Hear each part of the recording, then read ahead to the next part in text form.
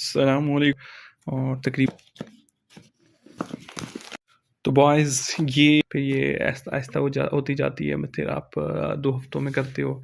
ये ऐसे फिर 12 वीक्स के बाद यानी 3 महीने के बाद फिर आप इसको 1-1 महीने के बाद 2-2 महीने के बाद इसको यूज़ करते हो।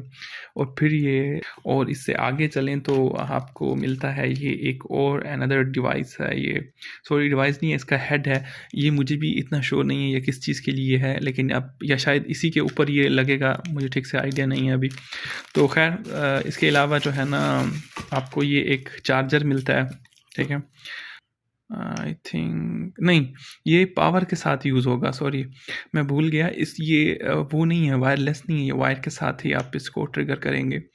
तो ये इसका कुछ अहवाल है, बाकी फिर after use we will discuss further letter.